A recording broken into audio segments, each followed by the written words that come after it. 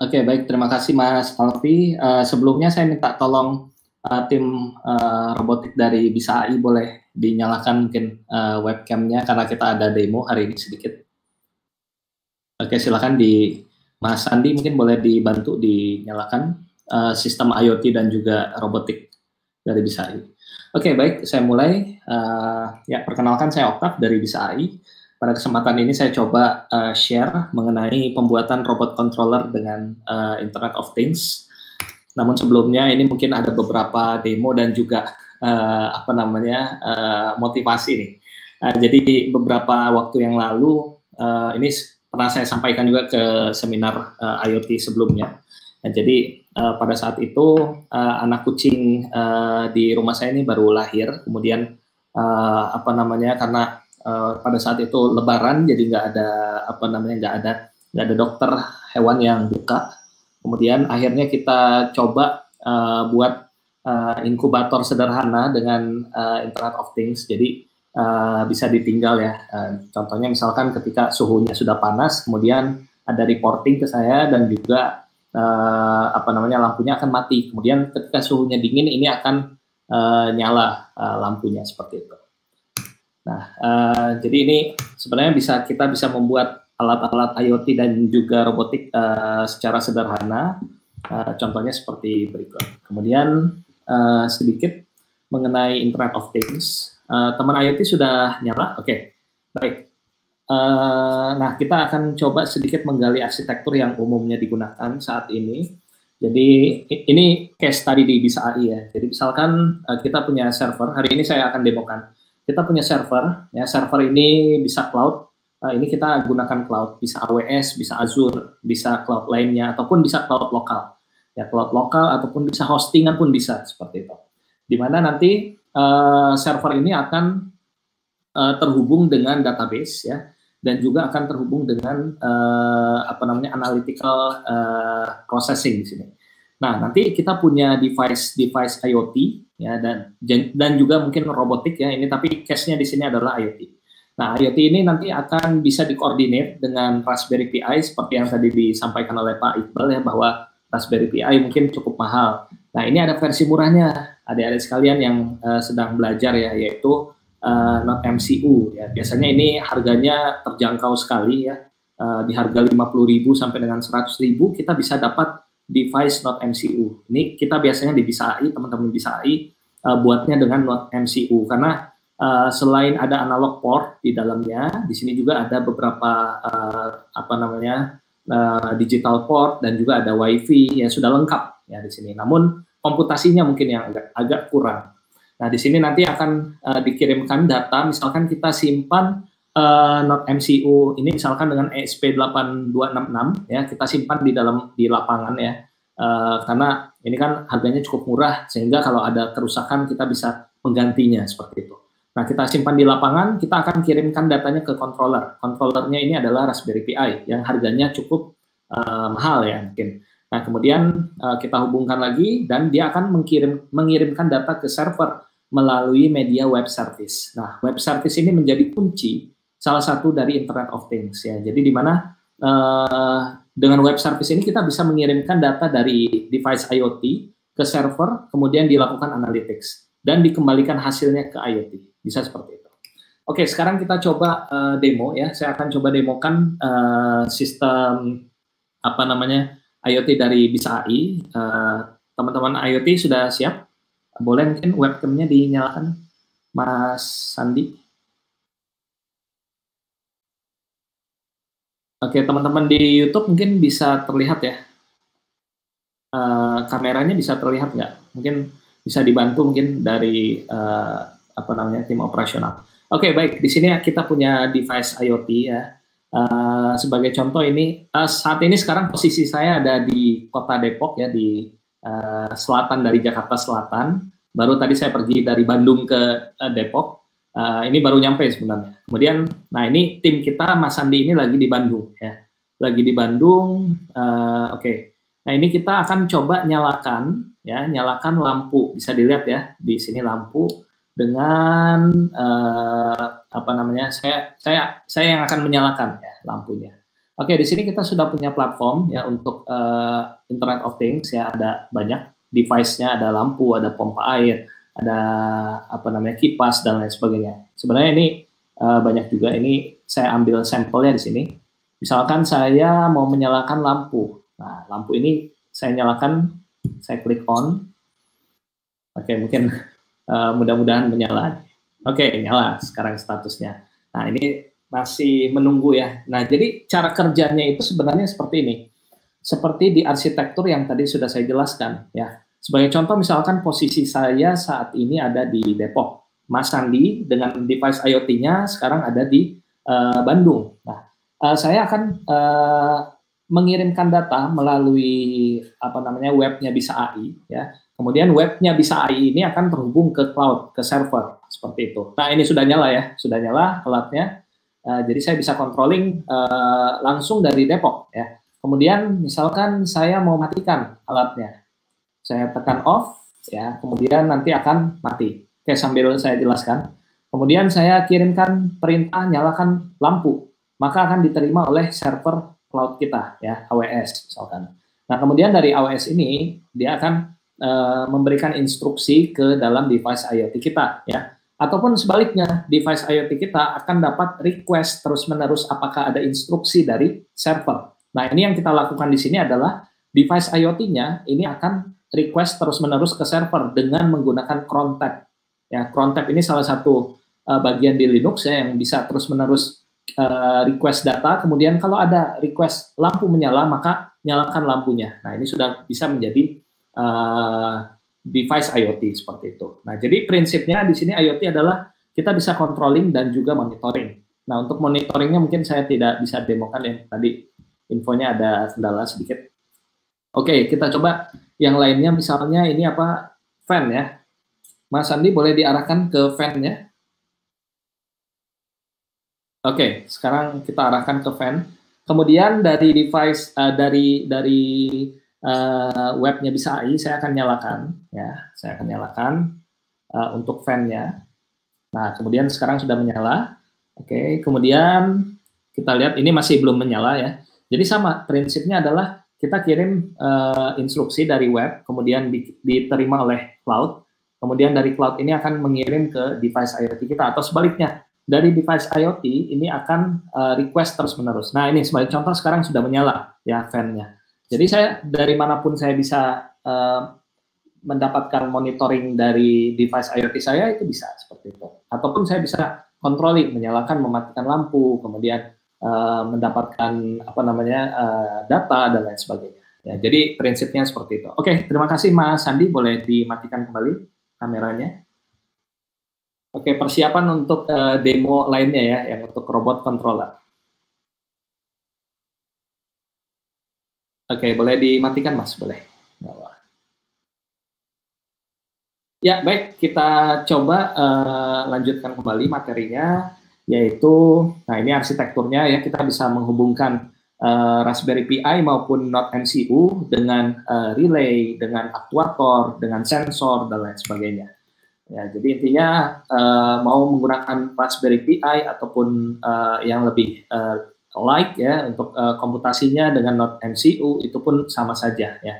Jadi kapan kita menggunakan Node MCU ya biasanya ketika kita tidak membutuhkan komputasi yang besar ya. Komputasinya dilakukan di controller ataupun di server. Nah, kapan kita menggunakan Raspberry Pi ketika kita menggunakan komputasi yang besar seperti itu. Oke, selain kedua ini banyak sekali ya yang lain. Misalkan ketika kita menggunakan device deep learning ya, kita bisa menggunakan Jetson Nano ya. Itu juga sangat menarik saat ini karena sudah ada GPU di dalamnya, bisa kita gunakan. Oke, berikutnya adalah pengenalan dari ESP32 dan Raspberry Pi. Nah, jadi ini yang saya akan bahas ada dua ya, Raspberry Pi dan ESP32. Nah, jadi ini salah satu contohnya Node MCU ESP32, di mana kita memiliki satu analog port ya di sini, dan memiliki sekitar 10 digital port, di mana analog port ini bisa mendapatkan nilai dari sensor ya, sensor dan nilainya ini analog, sehingga kita tidak memerlukan ADC lagi di sini, seperti itu. Kemudian di ESP32 ya sudah dilengkapi dengan WiFi ya, dan juga apa namanya, komunikasi ya dengan apa namanya, TXRX-nya juga sudah ada. Jadi Bapak Ibu, saya pernah nyoba waktu itu, saya beli handphone lama ya, harganya 50.000 sampai dengan 100.000 ya di apa namanya, di pasar luar ya. Kemudian kita modifikasi, kita bongkar, kemudian kita hubungkan ke TXRX-nya. Nah, kemudian bisa menjadi SMS gateway di situ, bisa menjadi apa namanya, pengiriman SMS dan lain sebagainya. Kemudian kita hubungkan dengan GPS pun bisa ya, misalkan dengan GPS-nya saya lupa serinya, tapi itu kita hubungkan ke sini juga bisa. Ya. Jadi board ini sangat kecil tapi kemampuannya cukup baik ya, di mana sudah ada digital port dan juga analog port seperti itu. Nah, ini cara memulai programmingnya cukup mudah ya. Jadi silakan nanti dicoba sendiri. Langsung kita masukkan ke dalam laptop kita ya. Untuk USB kabelnya ataupun ke komputer juga bisa. Kemudian kita install Arduino Studio ya, di mana kita setup preference-nya ya. Tapi ini tidak bisa langsung running. Kita harus ada konfigurasinya dulu. Konfigurasinya ini khusus untuk ESP8266 atau 32. Jadi bisa dilihat di sini ya konfigurasinya. Kemudian setelah dikonfigurasi, kita cek board manajernya, ini sudah ada ya, kemudian kita install. Setelah diinstal, maka pada boardnya ini langsung tersedia, Node MCU ESP. Sehingga langsung bisa kita gunakan, kita coding dari laptop ya, dari Linux, dari MacBook ya, dari Windows itu bisa. Kemudian kita deploy, ya misalkan sebagai contoh kita menggunakan skema lab ya, di sini lampu LED. Lampu LED-nya ini kita setup ya sebagai misalnya sebagai contoh misalkan digital port nomor 4 ya, kita jadikan output, kemudian kita looping terus-menerus ya, di mana kita berikan delay selama 1 detik. Delaynya ini menyala, kemudian mati dan sebagainya. Sehingga dia akan menjadikan LED di dalam node MCU ini nyala dan mati seperti itu. Nah, kemudian kita juga bisa menghubungkan node MCU kita ESP8266 dan 32 dengan WiFi ya. Programnya cukup sederhana. Ya, kita setup seperti ini banyak tersedia di internet programnya. Kemudian kita setup nama access point-nya apa dan password-nya apa. Kemudian kita connect, langsung bisa jalan seperti itu. Nah, kemudian ESP8266 tadi kelebihannya adalah harganya murah ya. Kemudian tapi komputasinya mungkin terbatas. Nah, ini ada yang komputasinya cukup besar ya, dengan prosesor ARM yaitu Raspberry Pi, sekarang sudah seri keempat ya mungkin ya. Nah, ini sebagai contoh, ini seri yang ketiga ya, di mana ada ini sudah bisa jadi satu komputer tersendiri gitu. Kita hubungkan dengan power, kemudian penyimpanannya itu dengan SD card, kemudian ada 4 USB port kalau serinya itu 3B plus ya, kalau untuk yang Raspberry Pi 3B plus ada 4 USB-nya. Kemudian ada kamera modul, ada HDMI port dan lain-lain. Sudah bisa jadi satu komputer. Dan biasanya kita bisa menggunakan bahasa Python ataupun Java di sini seperti itu. Nah, kemudian ini hardware dan software-nya, Bapak Ibu bisa install OS-nya, rekomendasinya adalah Raspbian atau Nubes ya. Kemudian ini ada port GPIO-nya ya. GPIO ini port yang menghubungkan antara misalkan sensor dengan Raspberry, kemudian antara aktuator dengan Raspberry dan lain sebagainya. GPIO-nya ada banyak ya, sama seperti di ESP8266, namun ini ada variasinya cukup banyak, digital port-nya lebih banyak. Nah, namun di sini ini tidak ada analog port yang bisa digunakan ya, seperti itu. Jadi kita membutuhkan ADC di sini. Nah, ini pilihan OS-nya bisa diinstal ya, bisa dicoba sendiri. Ya, sebagai contoh misalkan sama, kita akan coba menyalakan suatu LED ya, LED di sini dengan Raspberry Pi, di mana skemanya seperti berikut. Misalkan di sini ada ground ya, kita hubungkan dengan resistor 330 ohm, kemudian kita hubungkan port nomor 15 ya, kita hubungkan dengan kaki positif di LED ya. Kemudian di sini prinsip kerjanya adalah mengalir dari positif ke negatif ya. Nah, di mana positifnya kan di sini harusnya positif mengalir kemudian ke negatif.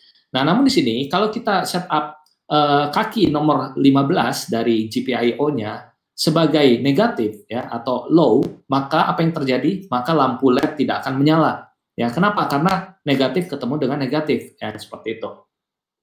Sehingga yang perlu kita lakukan adalah memberikan sinyal high di sini. High, maka dia akan menyala. Kenapa? Karena dia ketemu ground di ujungnya. Ya, jadi seperti itu. Nah, ini programnya sederhana dengan bahasa pemrograman Python ya. Kita import library GPIO-nya, wajib ya kalau kita menggunakan GPIO. Kemudian kita setup modenya ya, misalnya dengan BCM. BCM ini yang diambil adalah nomor portnya ya, nomor GPIO-nya nomor 18. Kemudian digital nomor 18 kita setup sebagai output. Kemudian di sini kita berikan sinyal high ya, di mana dia akan masuk tinggi di sini ya, positif, sehingga dia akan nyala lampunya. Kemudian kita berikan time sleep 1 ya, 1 detik. Kemudian kita matikan dengan memberikan sinyal low. Low akan mati. Kemudian boleh kita looping. Ya, jadi ini sangat sederhana ya, program untuk menyalakan mematikan LED. Bagaimana kalau kita ganti LED-nya dengan lampu taman? Sama juga, tapi di sini kita ganti ya. Kita masukkan lampu tamannya karena arusnya AC, kita masukkan ke dalam relay. Nanti akan saya bahas ya, untuk relay. Oke, berikutnya adalah sensor. Ya. Jadi sensor ini kalau jadi kita kembali ke prinsip artificial intelligence ya, di mana di dalamnya ada environment. Ya, di mana environment ini bisa kita dapatkan nilai dari lingkungannya. Nah, caranya bagaimana? Caranya dengan menggunakan sensor, mengambil nilai lingkungan dari sensor. Sebagai contoh misalkan kita mengambil nilai temperatur dengan sensor temperatur LM35. Ya, ini sebagai contoh seperti ini. Saya skip ya. Nah, ini LM35 ini kita bisa menggunakan, ini contohnya di apa namanya, SP8266 atau 32, di mana kita bisa memanfaatkan port analog ya, port analognya kita baca ya 0, kemudian setelah dibaca nilainya ini kita simpan di dalam variabel temperatur, di mana variabel temperatur ini perlu kita kali dengan resolution dan juga kita kalikan dengan 100 sehingga nanti hasilnya akan temperaturnya bisa kita baca seperti itu. Nah, kemudian kita bisa menggunakan sensor tanah SHT11 ya, sebagai contoh ini ya. Kita tancapkan di tanah, kemudian kita bisa mendapatkan nilai dari kelembapan tanah. Kemudian kita juga bisa menggunakan DHT11 ya, ini untuk suhu ya harusnya. Oke. Intinya sama ya, prinsipnya kita hubungkan dengan apa namanya SP32 atau 8266 sama. Kakinya misalkan VCC kita masukkan ke VCC yang ada di dalam not MCU-nya, kemudian ground-nya kita masukkan ke ground, dan data pin-nya kita masukkan ke dalam digital port. Bisa nggak kita masukkan ke dalam analog port? Bisa ya, seperti itu. Oke, programnya juga sederhana. Kita baca analog port atau digital portnya, kemudian kita apa namanya ubah ke dalam temperatur yang bisa digunakan. Oke, jadi tadi mengenai sensor ya. Kemudian saya akan bahas mengenai aktuator. Kalau tadi sensor adalah mengambil nilai dari lingkungan, aktuator adalah menjalankan ya, menjalankan sesuatu di lingkungan. Nah, ini ada banyak aktuator ya. Ini contohnya adalah motor DC ya. Motor DC ini prinsip kerjanya dia akan ada dua ya. Dia bergerak searah dengan jarum jam atau clockwise, dan juga anti clockwise atau dia bergerak berlainan dengan jarum jam. Nah, caranya bagaimana? Kita membutuhkan motor driver di sini untuk mengendalikan motor DC kita. Sebagai contoh ini apa namanya, motor driver kita ada dua ya. Ini untuk robot kendali, kita akan bahas hari ini.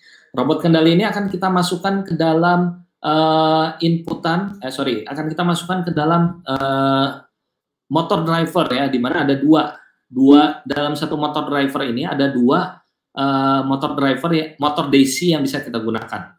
Ini Bapak Ibu bisa coba beli ya, namanya L298N. Harganya cukup murah. Ini cukup murahnya maksudnya saya biasa beli di Bandung ya. Itu harganya sekitar 50.000 lah, di bawah 50.000. Kemudian ini setelah kita masukkan di sini, kita bisa masukkan juga baterainya. Baterainya di sini ada positif 12 volt untuk menggerakkan motornya. Ada ground-nya, kemudian ada kita hubungkan dengan VCC 5 volt ya untuk ke dalam Raspberry-nya. Kemudian ini bisa di SP8266 juga bisa, tidak harus di Raspberry ya.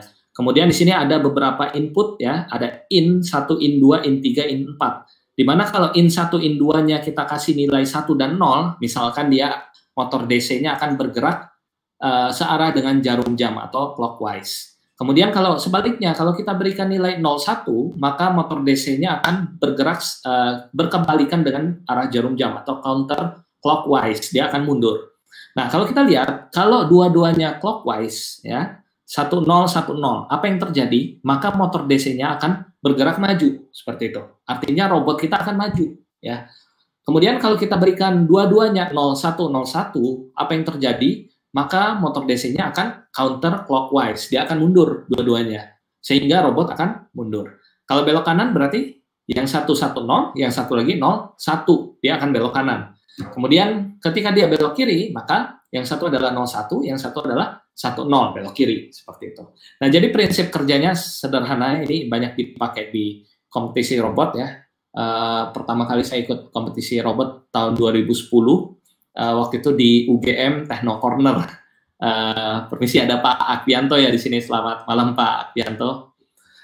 Jadi saat itu baru belajar robot controller dengan kalau nggak salah Techno Corner ya di UGM itu lomba line follower robot. Nah, di sana prinsip kerjanya mungkin masing-masing peserta ini sama, maju gitu, maju mundur kanan kiri. Nah, namun yang membedakan robot line followernya adalah algoritma di dalamnya. Saya ingat betul waktu itu ada yang juara ya pada saat itu menggunakan neural network ya. Jadi sambil menjawab dari Pak siapa tadi ada pertanyaan, bisa nggak dengan neural network? Bisa banget Pak ya. Kita di SAI pun kita coba neural network. Nanti akan ada workshopnya ya, membuat robot line follower dengan neural network. Tapi kita tunggu tanggal bermainnya seperti itu. Nah, jadi kita bisa menggunakan neural network untuk controllingnya ya, di mana kita menggunakan pelatihan data dan lain sebagainya. Kita masukkan ke dalam algoritma dari line follower kita seperti itu. Nah, ini kalau kita lihat ya, programnya kalau di Python sederhana ya, di mana kita setup ya port inputnya, kemudian port inputnya inilah yang kita kasih nilai 1 atau 0 tadi ya. Kalau 1 0 maka dia CW atau clockwise. Kemudian kalau 01 maka counter clockwise dan sebagainya. Ya, kemudian ini dia akan kita kasih instruksi kalau maju ini 10 ya, kalau mundur ini 01 dan sebagainya. Nah, ini jadi programnya sederhana untuk membuat robot robot controller ya.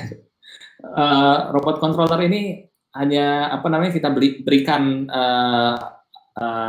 codingan maju mundur. Tapi kalau kita memberikan teknik controller ya, misalkan dengan ya tadi misalnya dengan neural network atau dengan PID, nah itu mungkin itu challenge-nya di situ. Nanti kita akan coba workshop misalkan membuat line follower dengan PID atau dengan neural network dan lain sebagainya. Oke, kemudian ada motor servo. Perbedaannya di sini kalau motor servo ini bebannya bisa lebih berat ya yang diangkat ya. Ini sama juga ada dua jenis ya. Kalau di motor servo ini ada yang continuous dan ada yang dia berhenti di kondisi tertentu, misalnya 180 derajat seperti itu. Fungsinya di mana? Fungsinya misalnya di mall ya, kita buka pintu otomatis itu dengan motor servo. Saya pernah ikut lomba berkaki ya, waktu itu kontes robot cerdas Indonesia KLCI yang berkaki itu kita susun ya dari mulai motor servonya itu misalnya satu kaki ya, kaki hexapod itu kan ada yang untuk capitnya di sini ya, ini satu motor servo, kemudian untuk axle-nya juga satu motor servo, satu lagi untuk penggerakannya. Nah, jadi ada 3 motor servo di dalam satu kaki. Sehingga kalau hexapod ya ada 6 kaki, maka 6 dikali dengan 3 ya, seperti itu. Nah, itu kita bisa controlling dengan boardnya itu dengan ESP. Kalau sekarang mungkin ESP 32 atau 8266. Kalau saya dulu dengan ATmega ya, ATmega 16 ya, itu dulu. Kalau sekarang sudah berkembang ya, mungkin sudah jauh ya, kita bisa manfaatkan itu mungkin untuk membuat hexapod ya, kemudian robot controller dan lain sebagainya. Nah, kemudian saya akan coba bahas mengenai web service ya. Jadi seperti arsitektur yang saya jelaskan di awal, web service ini kita bisa simpan di dalam server kita. Tujuannya adalah agar kita bisa mengirimkan atau menerima data melalui web service. Kenapa melalui web service? Karena web service itu dia universal ya. Dengan misalkan bahasa komunikasinya adalah JSON ataupun XML, kita bisa kirimkan data dari ESP328266 ke server atau sebaliknya dari server menuju ke ESP. Nah, ini kita bisa menggunakan web service. Bagaimana cara memulainya? Web service bisa dengan bahasa apapun itu ya. Yang pernah saya coba itu dengan paling utamanya saya menggunakan Python ya. Dengan Python, kemudian dengan Java, dengan Golang, ya itu bisa semua web service. Jadi tidak berpengaruh mau bahasanya apapun, yang penting ada kemampuan untuk membuat web service di dalam server kita yang menjadi jembatan antara device IoT dengan analytics ataupun dengan server, dengan person. Nah, ini kita harus sediakan web service di sini seperti itu. Oke, ini secara sederhana membuat web service yang paling mudah adalah dengan PHP ya, dengan Python di sini. Nah, di mana kita perlu install XAMPP ya. XAMPP itu package di dalamnya ada Apache sebagai web server, MySQL sebagai penyimpanan data, dan PHP-MyAdmin sebagai interface untuk MySQL-nya. Nah, ini kita install XAMPP di Linux ya biasanya. Kalau saya Linux user, biasanya kita di Linux. Kemudian kita buat server web service-nya itu dengan Python. Di mana Python di dalamnya banyak sekali library, terutama library AI dan lain sebagainya. Nah, itu kita gunakan Flash ya. Flash ini web client dan juga API bisa kita gunakan dengan Flash framework. Selain Flash bisa juga dengan Django ya. Nah, kemudian Python-nya kita harus running di atas Apache dengan teknik atau dengan tools tambahan yaitu WSGI, Web Service Gateway Interface. Nah, kemudian di kliennya kita bisa gunakan Python, atau kalau ESP32 kita gunakan C ya, dan lain sebagainya. Nah, oke, saya coba lanjutkan ya. Ini saya skip aja. Nah, ini sebagai contoh membuat Flash ya. Ini web service kita ini sangat sederhana di Python ya. Tinggal kita import library-nya, kemudian kita buat fungsinya, kemudian kita atur host dan portnya, kemudian jalankan, sudah selesai. API-nya sudah berhasil dibuat. Nanti saya demokan di akhir ya. Ini kalau ingin belajar sangat mudah ya dengan membaca tutorial dari Miguel Greenberg namanya. Mungkin boleh dicari, namanya Miguel Greenberg. Ya, di sana sudah lengkap tutorial dari Flash. Oke, kemudian kita bisa dengan mudah koneksi antara Python dengan database kita. Tujuannya apa? Tujuannya adalah untuk analytics ya. Kalau lebih advance, misalnya kita bisa menggunakan big data di sini, kita bisa install Hadoop dan lain sebagainya. Kemudian ini program Python untuk insert ke database juga sangat mudah ya. Kemudian kita dari client kita bisa request dan response ya terhadap client. Nah, kemudian kita bisa tambahkan tools tambahan yaitu cron tab. Tujuannya seperti yang saya jelaskan di awal, agar dari client bisa terus-menerus akses ke server dengan scheduler, dengan ada penjadwalan, itu dengan cron tab seperti itu. Oke, berikutnya, nah ini kita masuk ke robotnya. Oke, Mas Sandi sudah siap untuk demo? Hari ini kita akan coba demo robot controller ya. Nah, oke, saya coba. Oh, ada kendala ya, Mas Sandi, ada kendala? Boleh dinyalakan mungkin? Oke, baik, saya coba. Oke, sambil connecting, saya coba demokan beberapa yang kita kerjakan ya di BISA AI. Ya, ini sebagai contoh, ini kita menggunakan device dari Texas Instruments ya. Contohnya seperti berikut. Nah, ini bisa kita hubungkan, ini masih Internet of Things, saya belum ke robotiknya. Nah, ini kita nyalakan atau matikan lampu di sini dengan Android. Oke. Nah, ini bisa menggunakan speech di sini ya. Speech-nya kita bisa buat sendiri ya. Kalau mau lihat di YouTube saya sebelumnya, YouTube BISA AI sebelumnya, ada speech recognition ya, voice recognition sudah ada bahasannya. Atau kita bisa menggunakan speech dari Google ya, ini sudah tersedia modulnya. Nah, namun kalau kita buat sendiri ya, kita bisa dengan bahasa yang belum diketahui Google juga bisa gitu, dengan teknik speech processing seperti itu. Ketika saya bilang nyalakan lampu, Kemudian apa yang terjadi? Yang terjadi adalah lampu akan menyala. Nah, lampu menyala di sini. Nah, ini kenapa dia bisa menyalakan lampu dari Android komennya? Android ini sama, dia akan melalui web service. Web service menuju ke server ya di cloud dan lain sebagainya. Dari cloud ini akan terhubung dengan device kita ya. Ini Raspberry Pi atau Texas Instruments. Ini demo yang pertama. Oke, demo yang kedua ya kita oh sama ya ini ternyata.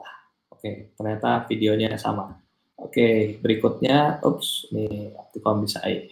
Nah, ini robot controller ya. Ini sebagai contoh yang paling mudah adalah kita membuat robot controllernya ini bisa apa namanya maju, mundur dan lain sebagainya. Prinsip kerjanya sama ya. Tadi kita installkan Flash ya untuk web service dan lain sebagainya ya. Ini ketika saya apa namanya perintahnya saya berikan perintah 1, sebentar. Saya kasih nih perintahnya 1, Bapak Ibu.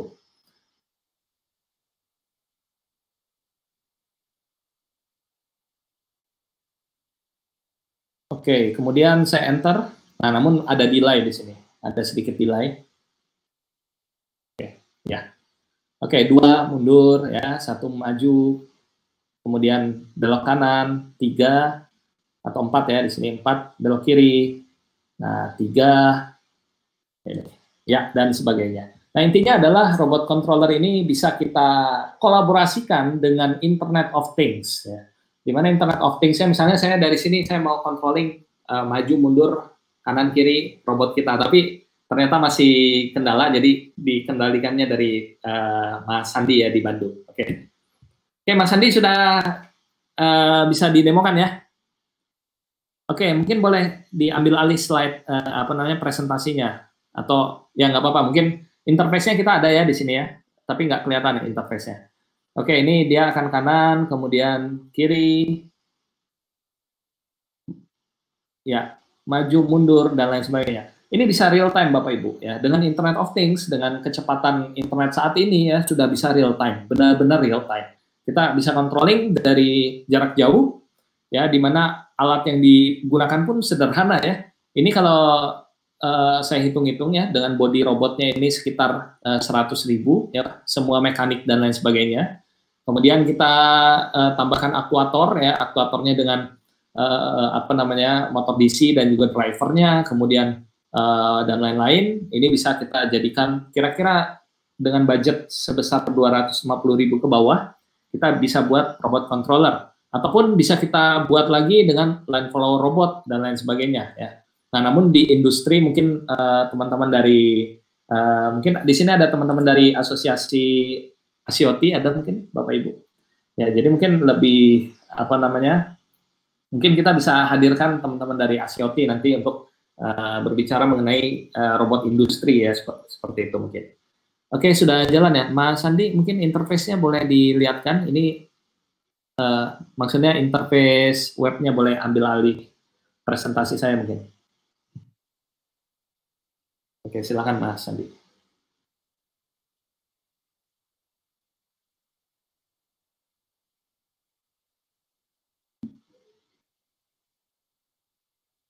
Oh, ada kendala ya? Ada kendala nggak, Mas Sandi? Oke, silakan Mas.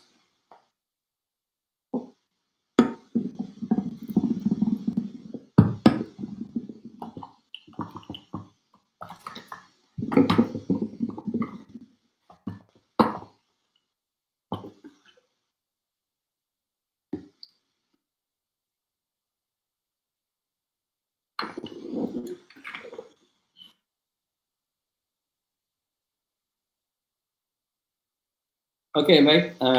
Mungkin boleh saya yang ini ya. Apa namanya?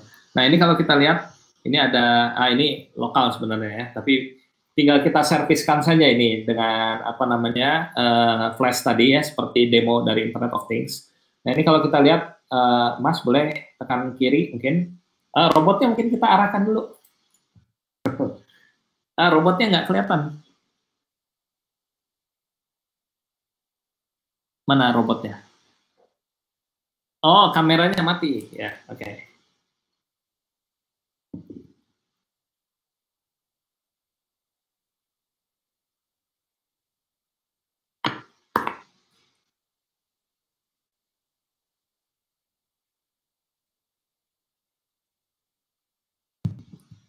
Nah, ini komponennya cukup sederhana ya di sini.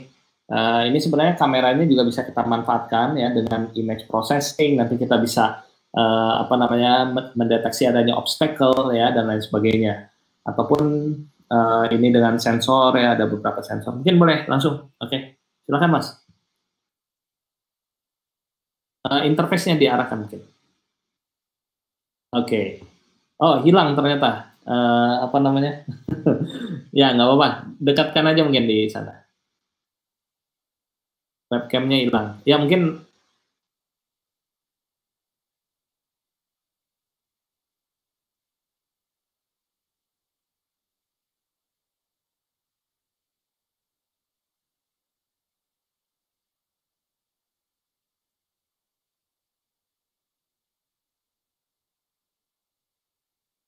Bentar Pak, masih avatar. ya, oke. Bentar Boleh. Pak, Mas. Salah dari codingannya Pak. Belum kebaca. Ya udah, nggak apa-apa. Intinya adalah oke, nggak apa-apa Mas Sandi, mungkin ya ini sudah malam, robotnya capek mungkin. Oke, apa namanya, intinya adalah robot ini bisa kita kendalikan. Ini sebenarnya codingannya juga kalau kita belajar boleh kita cari di internet ya, ada banyak sekali codingan yang bisa apa namanya langsung untuk maju mundur kiri kanan dan lain sebagainya. Nah ini sebagainya. Oke, boleh dijalankan Mas? Mundur.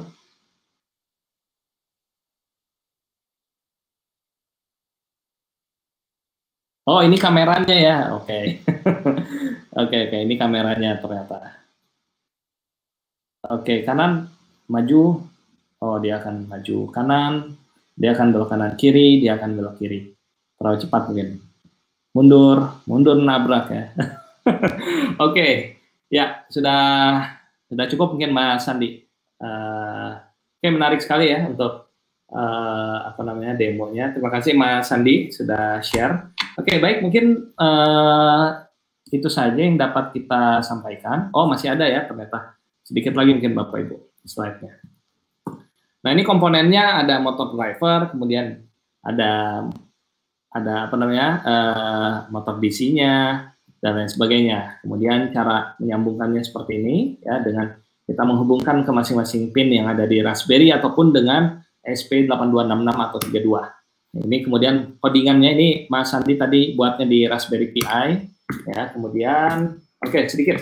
Nah, ini terakhir. Nah, jadi biasanya kalau Internet of Things ini tidak lengkap kalau tidak ada analytics ya di dalamnya. Di sini analytics-nya bisa kita manfaatkan pendekatan lainnya, approach lainnya, misalkan dengan machine learning ataupun deep learning saat ini.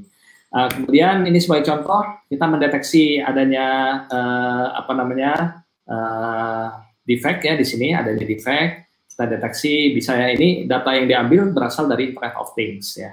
Kemudian kita deteksi adanya defect dengan apa? Dengan teknologi image recognition, dengan menggunakan pendekatan machine learning, deep learning, image processing dan lain sebagainya. Kemudian, oke, gimana? Muncul Pak. Oh, sorry, oke. Oke. Slide-nya nggak muncul ya. Saya ulang lagi ya, sedikit.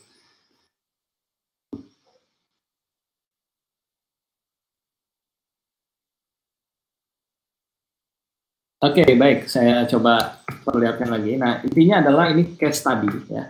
Case study ini datanya kita ambil dengan IoT, kemudian misalnya dengan kamera tadi, kita deteksi misalkan adanya surface defect detection ya. Di sini kita deteksi adanya defect di sini. Misalkan dengan ini ada jenis-jenisnya ya, ada patches, ada scratch dan lain sebagainya.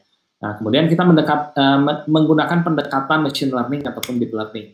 Nah, kemudian ini case lainnya adalah Sparkland ya. Ini umum digunakan ya, seperti ini. Namun kita bisa mendapatkan datanya, kemudian kita masukkan ke dalam analytics server. Nah, ini IoT ini cukup penting ya, terutama dalam mengumpulkan data dengan analytics server ya. Dimana kita bisa melibatkan tidak hanya IoT di dalamnya, namun juga dengan robotics. Oke, mungkin dari saya cukup sekian ya untuk materi hari ini karena sudah malam juga.